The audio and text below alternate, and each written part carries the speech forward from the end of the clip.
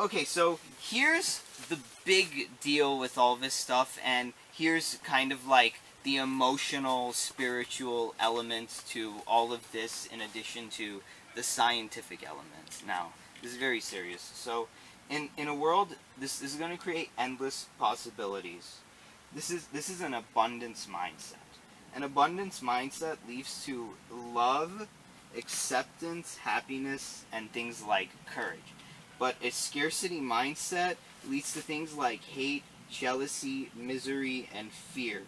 So the thing is that you notice it when we're living here on this hab, that like when we're running out of food, when we're running out of water, people tend to go into a survival mode. And a survival mode is kind of very dangerous. People want to take for themselves. People are worried. People are scared. You see, a scarcity mindset is where things like war comes from. Things like bad leaders. Things like demagogues. Things like it just creates anger. It can create anxiety, desperation, and everything like that with this scarcity mindset. But you see, like, when we create these technologies, and one time I was with a helicopter pilot, and he told me that some of these rules of aviation and what we were trying to do by space was created through, like, blood.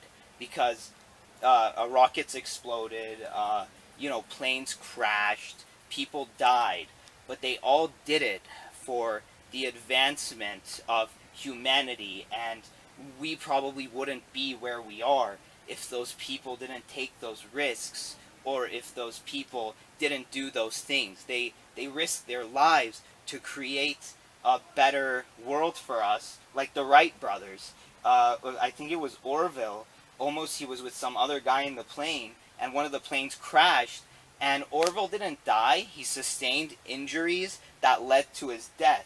But they kind of set the way for this technology to create this abundant mindset.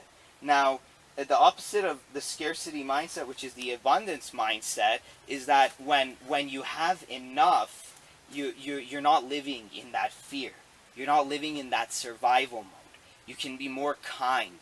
You can be happier. You can enjoy yourself more.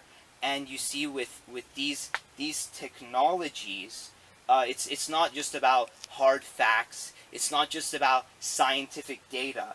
It's to create these possibilities for these abundant mindsets with happier people living better lives who probably don't want to fight so much for resources, and instead of the Hitlers and the Stalins and these people of the world, and we can create like Albert Einsteins and Thomas Edisons and people like this whose technology, Leonardo da Vinci, who all their technologies and all of their creations led to people who are happier. Because, like, let's say, like, when we fight over the water rations, and we fight over, like, maybe we need to build some tools, if these things are in abundance, then, like, that reduces our stress, that reduces our worrying, that reduces our need to fight. Like, look at how happy everybody became when Susan said, "I'm going to get you guys some water. I'm going to get you guys some this. I'm going to get some..."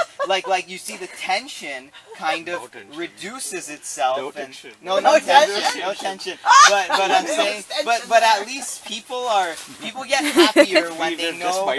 Yeah, when they know they have enough and more than enough. People are more likely to be better people. So that's the capability that 3D printing has of revolutionizing, and that is what my presentation is all about, and I hope the future of humanity will be. Oh, okay. That is so beautiful. Love it. Good job. What a good job. Yeah. Thank you. My pleasure. Wow. Lieutenant Selfridge, the one.